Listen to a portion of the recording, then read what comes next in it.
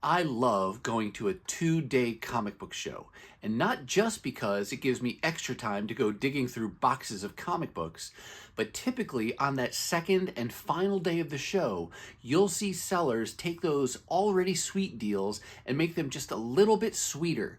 And this year's FallCon here in the Twin Cities was no exception. In today's video, I'm going to finish showing you the epic haul of back issues that I brought home from this year's show. Check it out. This is cool. A lot of 90s stuff, but then look, you get a run of Defenders like this. And then the new Defenders. Not a run I'm working on, but still cool.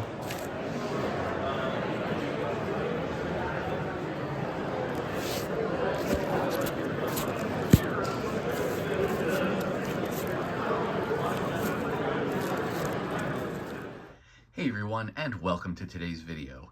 As I'm filming this, it's Saturday morning and it's one of my favorite times of the week. Now, even though Saturday morning cartoons are a thing of the past, doesn't mean we can't still have fun.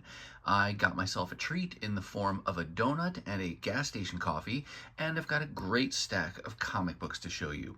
This haul of books today represents what we'll call the anchor leg of what has turned into a 3-video haul. I got so many books from this local show that it took that long to show them all to you. The books that we're going to see today, once again, come from a 2-day show here in the Twin Cities called FallCon, hosted at the Minnesota State Fairgrounds at our grandstand. And that's a big indoor space that allows them to host over 100 vendors of all sizes and kinds. And most of the books that I've been showing you come from one of those sellers. The seller is called Go Big or Go Home Comics, and he had an amazing deal. Not only did he have dozens of long boxes of books priced at 50 cents a piece, he had some bulk deals so that you could fill a short box for $30 and you could fill a long box for $50. And in my previous 2 videos, I show you some of the footage from the show and the long box that I came home with. And most of the stack you're going to see here today is just rounding out that long box of comics from Brad's booth. But the way that worked out for me is I was able to squeeze 285 books into a long box, and at the price of $50, you divide that out and it works out to a per book price of just 17.5 cents. Amazing deals. And I've got some runs that I've been working on that I made some great progress on, found some one-shots, some limited series, just a bunch of good things that I look forward to being able to show you. But then today, not only that, I did buy some books at another booth, and that's primarily because on day 2 of a show, the deals tend to get even sweeter and they become contagious. So people who didn't have deals on day 1 see the deals that other booths had, and then they go in and copy that. So the last stack of books actually come from a local store here that had a booth. That's called Nostalgia Zone, and they went and copied Brad's sale by offering 50-cent books, and then you could also fill a long box for $50. I didn't go all the way and fill a long box with them, but I did get some cool Bronze Age books, a limited series that I completed, and another single issue towards another series that I'm looking forward to showing you. So stick around to check those out. But let's go ahead and move these out of the way and dive into this haul. All right, just by way of reminder, in case you didn't see either of the previous 2 parts of this haul, I am going to show you the books in the order that they were in when I brought them home, or kind of in the order in which I found them. The long boxes I was digging through were all completely randomized. The only organization they had was to put things by publisher. So all the Marvel was together, all the DC was together, and all independents were together. So just to give you that little bit of realism, I show you the books in the order in which they came home, which also, if you know from your own digging, provides a definite level of complexity and potential for bringing home duplicates. Let's dive through these, starting here with Marvel Vision number 25. This is a magazine from the 90s that I only recently discovered, and it was because I came across an issue at a dollar sale of some kind, and now I just keep my eyes peeled to see them. And over the course of this sale, I think I found 2 others, and I may be up to a total of 4. The magazine itself ran for 28 or 30 issues, and it's similar to Marvel Age that was before it, where it gives you previews and interviews and checklists and all kinds of things like that. This one is particularly cool because it's got this X-Men cover, which I think is done by Chris Bachalo. You can see a signature down here. I think that's his signature, and it does in the faces resemble his style from the late 90s. This came out in January of 1998, and so to take any of you 90s kids back on a nostalgia trip, look what else is inside here. All right, well, not that. That's Fantastic Four. Very cool, but that's not what I was going to show you. It's this right here. Anybody remember America Online and how many CDs they shipped out to get you to subscribe and to use their service for internet? This one comes with, let's see, free CD-ROM inside, 50 hours on AOL, and then this one comes with a Spider-Man cybercomic. That's pretty intriguing. I don't even know if my computer, my desktop computer, has a CD-ROM drive anymore, but it would be kind of cool to see what that cybercomic is and if it ever existed in any other format. Like, is it a reprint of something that was printed, or a representation digitally of something that was printed, or is it something completely new? Do any of you remember this or know what that cybercomic is? Let us know. But wanted to show you that AOL insert just because it's such a sign of the times. But then, like I said, there's interviews, there's articles on different things, origins of characters, San Diego scrapbook, which doesn't specifically say San Diego Comic-Con, but I can only guess that that's what that is. Who knows? But a fun industry publication from the late 90s, and there's some checklists and things like that. Super fun. I will continue to hunt for these as I can find them. Like I said, there's only like 30 of them. I don't remember this ever being out in the 90s, although admittedly in 1998 I had stopped collecting at that point. You know, I dropped off X-Men and there were no Transformers, and I didn't pick back up in comics until 2002, 2003, whenever it was that Dreamwave restarted Transformers comics when they got the license. But it's a fun 90s grab. Here's another 90s pickup. This is X-Force -1. These were done in 1997 by Marvel, and they did several. I don't know if every title got one, but a lot of the titles did get a -1 issue. And essentially what these are really kind of playing off the idea of a number 0 issue that was another product of the 90s, I believe, when we first saw issues getting numbered 0. But -1 tells flashback stories that go back and tell stories from before our heroes were heroes. So I know, for example, there's an Amazing Spider-Man issue that goes back to when Peter Parker was a younger teen and he had not yet been bitten by the spider. And it's pretty cool because he's looking at comic books and things like that. But each of the different titles do a flashback like that where it goes back before they were the hero that we know them today. This one is the Proudstar brothers prior to X-Force. So back before Warpath had died on the X-Men, but just a fun grab. I'm just going to continue to hunt for these -1 issues as I can find them. Additionally, I believe Stan Lee does the narrating throughout each of these issues, so that's just another little tidbit from these -1 issues.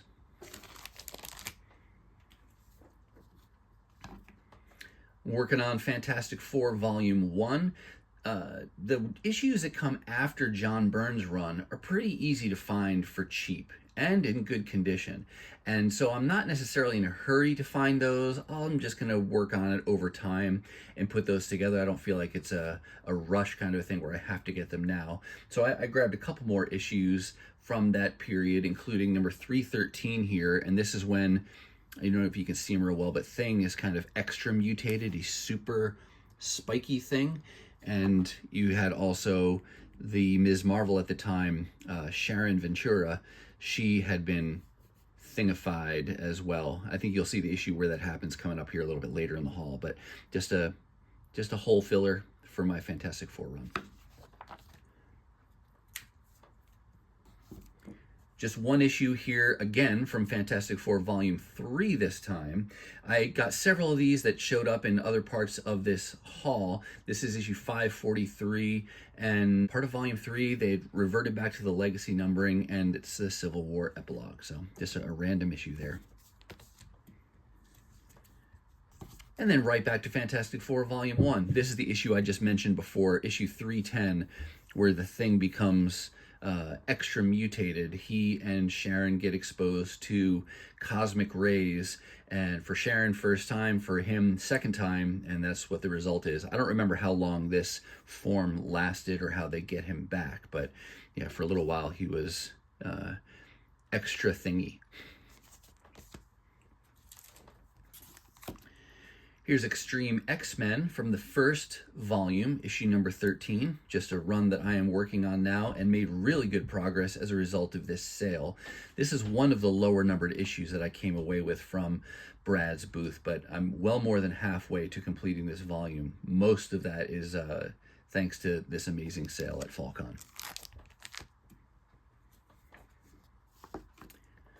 X-Men Classic number 61. This is the second half of the run of reprints of early X-Men issues. The first 40-some issues do a pretty in-order reprinting of Claremont's early days on the book with Cockrum and then Byrne, and they start with Giant Size X-Men number 1 getting reprinted in issue number 1 of Classic X-Men, and then it works its way through.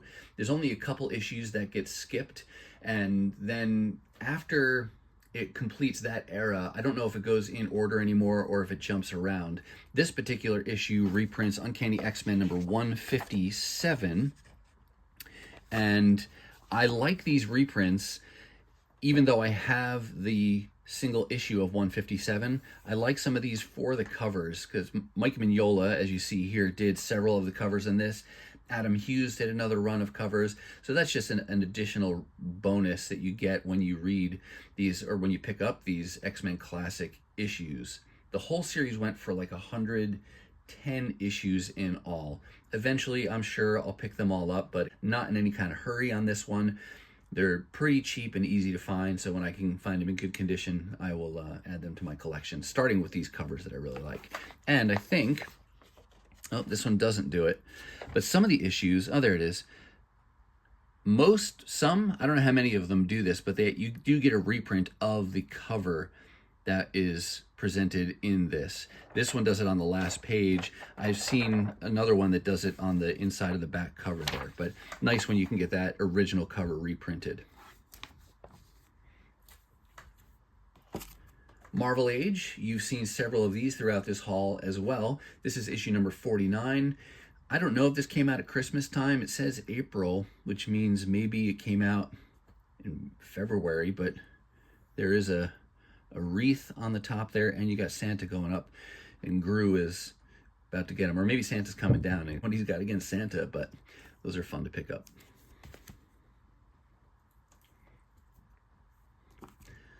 New Mutants.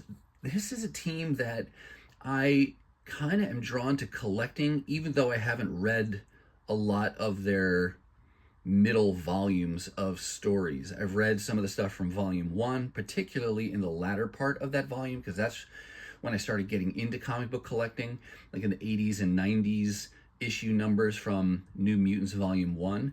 And I've read the stuff from the Krakoa era, which is surprisingly only their volume 4 after all those years. But I am kind of going on faith that I just kind of like the idea of the team, that I want to build out some of their other volumes. And I did pick up several issues from this volume, volume 3, that ran for like 45 or so issues in total. But I don't see them a ton, but when I can get them for cheap, definitely going to grab those. And then eventually, someday, I will give them a read and see if I like them or not. But for now, like I said, I'm just kind of going on. I like the X-Men. I like the New Mutants in general. So we'll see what this volume holds for me in the future. But here were several issues, including 39. And I think these kind of go backwards. 38.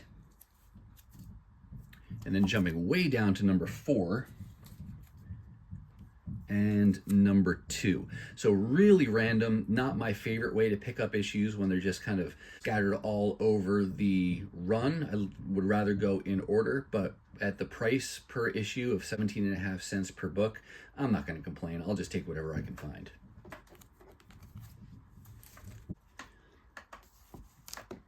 Here we've got X-Factor number 200. This comes from volume 3 of X-Factor, and it is during this volume that they reverted to the legacy numbering. So it went for 50 issues. The issue right before this was their milestone 50th issue. And then with what would have been issue 51, they reverted to the legacy numbering, and this is issue 200. The volume then continued on to issue 262 before it ended. What's kind of got me scratching my head about this one is that this is volume 3, and volume 1 ends with issue 149. And so you can see clearly where they get the legacy numbering. They jump from 149 at the end of volume 1 to the 50 issues that start volume 3. That gets them up to 199, and then boom, there's 200. But there was a 4-part series that's identified or labeled as X-Factor Volume 2. I've never read that, and I've never owned that, so I don't really know what that story's about. But it seems that for some reason they left that out of the legacy numbering, and maybe it was just meant to be a limited series and didn't really follow the continuity. I'm not completely sure. I do know that Peter David was writing there on Volume 1. He did there's been some omnibus editions that collect his run, and he is writing here on this volume 3, but maybe some of you know why they skipped over volume 2 for that legacy numbering. But just that one issue, it's a double-sized or oversized issue, and this is a variant cover.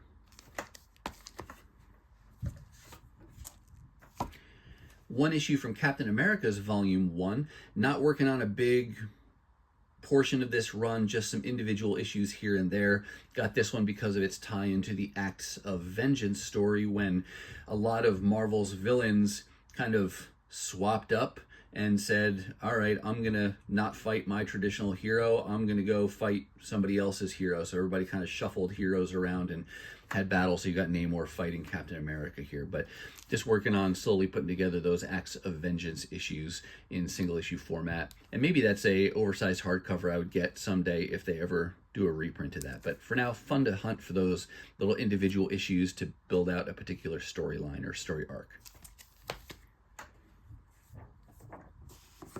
Got some more Fantastic Four from Volume 3. You've heard me say before that this is the most confusing volume to collect because there is that resetting of the numbering, going back to the legacy numbering partway through, but there's also multiple significant creator runs throughout Volume 3. Started out early on, you had a lot of Chris Claremont and Salvador Larroca, but then Mark Waid and Mike Wieringo had a famous run. Jonathan Hickman later on has a good run and very famous run. These issues that you're seeing now come from the Miller-Hitch era of things, but it really kind of gets all over the place. And so I rely heavily on my CLZ app to help me keep track of what goes where and which story arcs do I have and which ones am I still trying to complete. But there's a few issues here in the kind of 560s range. There's 567, 569, backwards to 565, and then jumping forward, one issue from the Hickman era, number 608. I think I had this already. It's just a cool cover with Sue Richards. You got Shuri here when she was acting as Black Panther, and then Storm during the time when she was married to T'Challa. So just a cool pickup there. And I flipped through this issue, and I don't remember this story, though I know I've read it. So maybe that means it's time to go back and reread the Hickman era of Fantastic Four.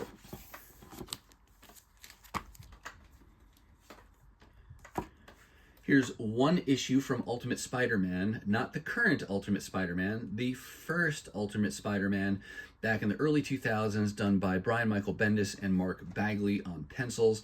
This was a volume that I came across dozens of the issues at a 50-cent sale, And that was enough to make me decide to want to collect it. And now I'm just picking up these issues as I can find them for cheap. I've read a bunch of them on Marvel Unlimited, and I don't know that I'll ever fully complete the volume, but we'll see. It's probably that number 1 that's going to be elusive. And who knows, if I get the rest of it, maybe I'll bite the bullet and get a single issue copy of number 1. Or maybe a facsimile at some point, who knows. But for now, just hunting for the issues to build out this run as much as possible for $1 or less.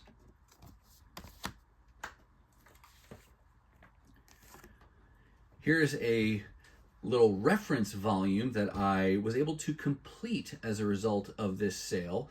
This is the official Handbook of the Marvel Universe Deluxe Edition. So this is kind of like volume 2 and followed like a year or two after the first volume that was just called Official Handbook of the Marvel Universe. That first volume ran for, I think, 15 issues, and then a year or two later, they did it again, but with expanded material. I think both from a perspective of they did more characters, but then each character got more of a write-up, so it was more deluxe, as the title suggests there. And this second volume went for 20 issues, and I did have several holes, but they had all of the holes I was missing at FallCon. There's issue 2, and these all have these cool wraparound covers. John Byrne on that one, nice Beta Ray Bill on the back there. And then there's number 10. I'll show you the fronts and the backs, why not? And John Byrne does that one. I don't remember if he does every cover or not, or if he just does most of them. There's number 13.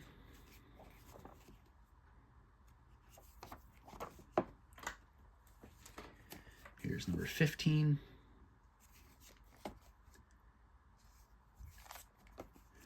And then these last few kind of get beyond the normal living characters. These last few come in this chapter that's called the Book of the Dead.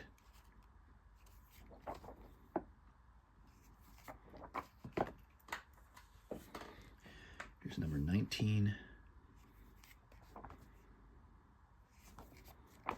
And then last and not least, number 20. This is one of the duplicates I mentioned at the beginning. I did wind up picking up 2 copies of this. This one's in a little bit better condition than the other, so this will be the one that I hold on to. But really good progress on that. Well, definitely really good progress. I completed it, so really nice to be able to complete this 20-issue reference volume.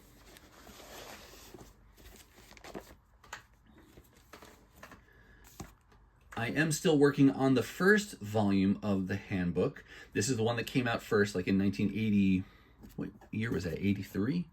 84? Looks like it says 83. This ran for 15 issues, like I said before. Similarly, has that Book of the Dead at the end of it. But just want to get all of these if I can.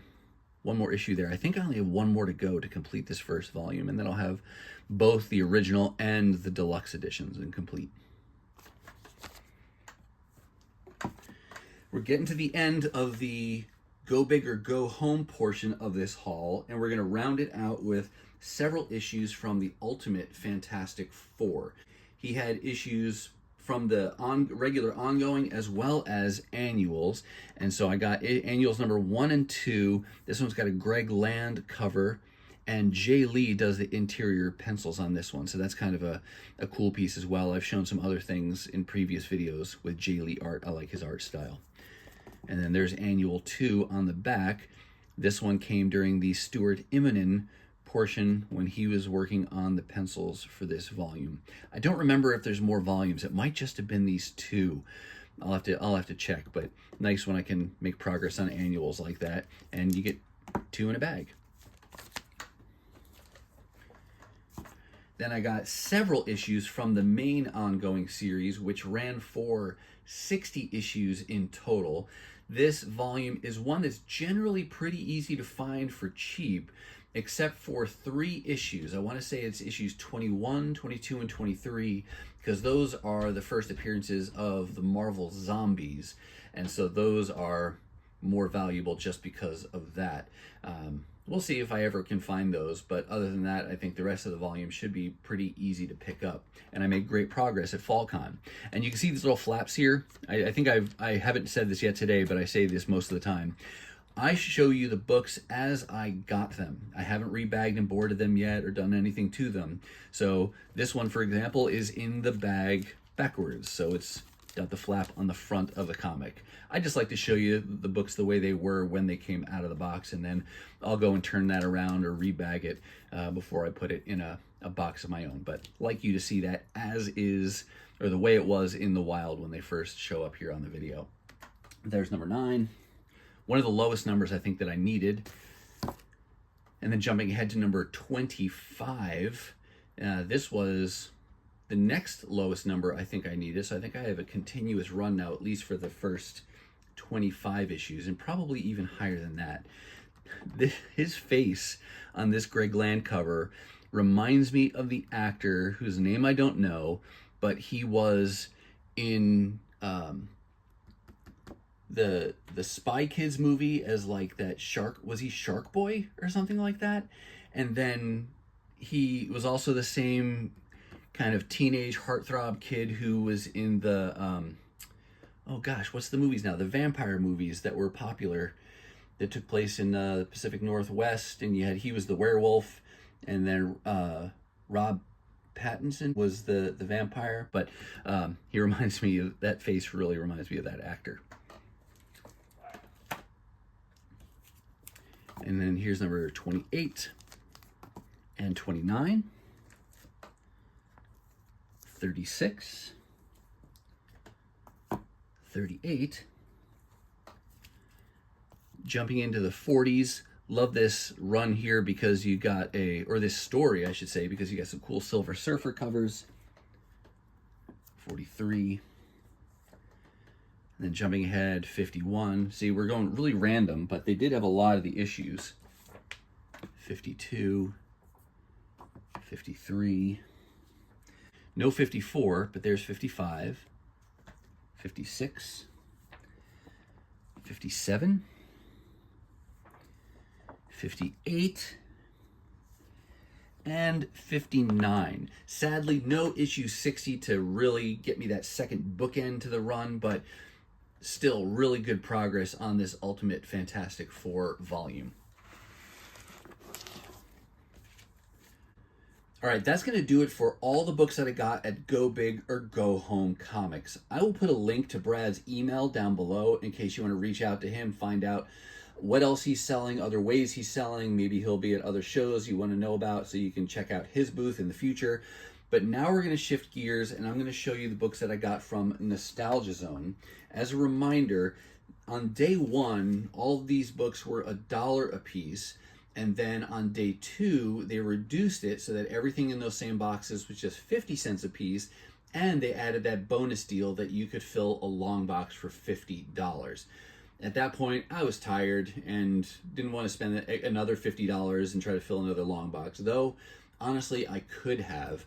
But I did still go digging through the boxes, and I found a couple handfuls of cool books that I want to show you. Starting here with this Bronze Age series, John Carter, Warlord of Mars. I don't have any history with the character or with the series, but a while back I stumbled across a copy of issue number 1 in a dollar bin. And that's one of maybe 2 or 3 issues in total from this volume that you'd be surprised to find in a dollar bin. And just finding that number 1 made me want to go ahead and try to put together as much of this volume as I can, and then I'll give it a read. If any of you have read it and have anything good things to say about it, let us know down below. But I made some nice progress on this volume as a result of Nostalgia Zone's booth, including their number 9. There's number 12, number 13, jumping ahead to 24, and 26. So that's it from the regular volume.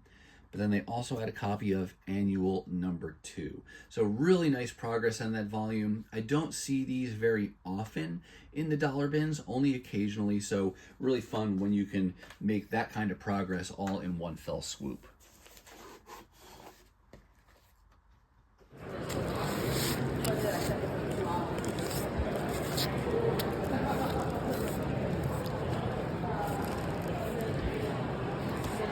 Right.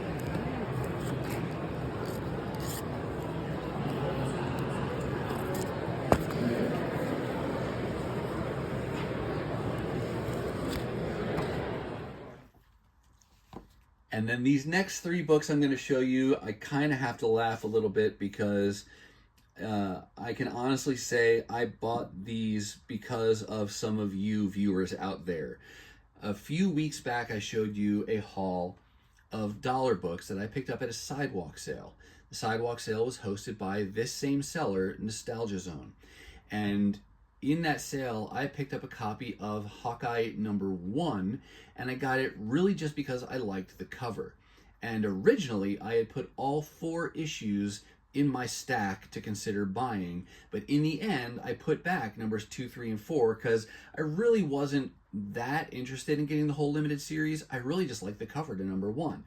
Well, when I showed that to you, I posed the question to all of you, would you have done that, just gotten #1, or would you have gotten all 4? And of course, the most common answer I got, unsurprisingly, was no, I totally would have gotten all 4. So when I went back to Nostalgia Zone now at the FallCon show, they had a lot of that same inventory there. And when I got to the H's, I stumbled right across again, numbers 2, 3, and 4. Of course, there was no #1 because I had already bought that. But I figured for you, the viewers, I would go ahead and complete this limited series. So there's number 2, number 3, and number 4. Interestingly, I didn't know this before I got it, but just flipping through this, this is both written and penciled by Mark Grunwald. So that's kind of a nice bit of comic book history that I wasn't aware of before getting any of these issues. But yeah, I thought that was kind of funny. And when I saw them in the box, I said to myself, you know, I got to get these just so I can show everyone out there that I picked up the rest of this limited series. I don't even know if I'm going to like it, but now at least I can read the whole thing and then I'll decide. But it also allows the completionist in me have some satisfaction as well, knowing that I have the full limited series.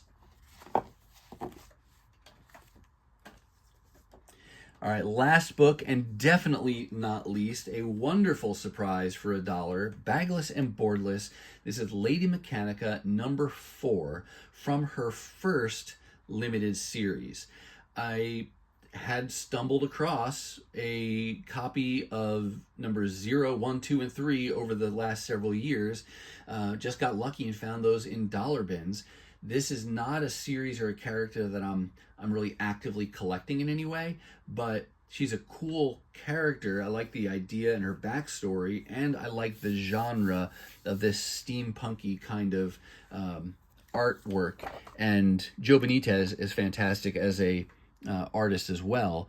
But when you stumble across those first and other early appearances of a really cool character like that, I am definitely going to pick those up and bring those home with me. And now that I have issue 4, I only need issue 5 to complete that first limited series. And I'm fairly confident that someday I'll find it. I don't know when, could be years, but this is just a fun thing to have been on my radar for so long. And you know, every once in a while, maybe it's once a year, every so often, you go to a sale and boom, there it is. They didn't have any of the other issues from this. They didn't have any other copies of this #4, just this one. So really fun. And that's one of the fun things about this hobby is that unexpected surprise that you find. And a lot of the titles that I go for, yes, I want to be able to read things. Yes, I want to be able to look at the artwork, but there is a certain element that is just about the thrill of the hunt and digging through the long boxes, not knowing what you're going to find, and then be able to stumble across some really cool things that you've been working on building out over time. And I'll give you a little bit of a teaser for a video that's coming up shortly. I've got another couple examples of that exact thing that I am really excited to show you. The books are just outside of view over here. If I lifted the camera up, you'd see them, but I'm not going to show you those.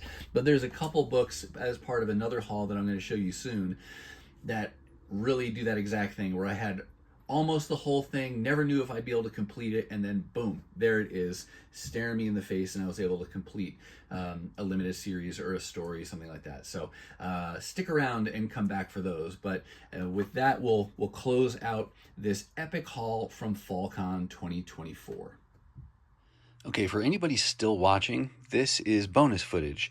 This is after the haul gets done and what I have to do next after going through an entire long box that I picked up of random books. There's Sherman sniffing around. We're actually next to my comic book room in my son's bedroom, but I set up a folding table in here, and I've gone and sorted into piles alphabetically all the books that I brought home from FallCon. So this is that whole long box now, a little bit better organized. Alphabetically, I go through all of Marvel first in alphabetical order, and then it comes down here to the X-Men. And X-Men I kind of treat separately because I have them in their own dedicated boxes in my collection, so they have them alphabetical that way. And then at the end here, that was my sad little DC pile. Out of all those books, that's all the DC that there was, because I separate my boxes by publisher as well. So just thought I'd show you a little bit of that peek behind the curtain of what goes on organizationally after the haul is done. Got to get them all alphabetized, got to do some rebagging and boarding on some things. It might be shocking to hear, but I'm not going to rebag and reboard everything. If the bag and the board are in good shape and there's no price tag or anything, I'm probably just going to keep them like that for now at least. And over time, as I read through series and I commit it to like a long-term collection kind of commitment, then I consider rebagging. But for the purposes of short-term storage at least, I'll just get them to where they're protected. So yeah, there you go. Say bye, Sherman. All right, that's going to do it for me, and that's going to wrap up this massive haul of amazing books that I brought home from FallCon 2024. Remember, links to both of the sellers are down below in the description of this video, as well as links to parts 1 and 2 of this haul in case you missed one of those. Now, I do hope you saw something that you liked, and if you did, why don't you go ahead and give the video a thumbs up. And if you want to see more content like this, dollar hauls, 50-cent hauls, really anytime I find good books for great prices, then go ahead and hit that subscribe and ring the bell for notifications so you'll know the next time I upload a video. Now, if you're not quite ready for the YouTube fun to stop, I have hand-selected a couple videos here for you to check out. As always, thank you so much for watching, and I'll see you next time.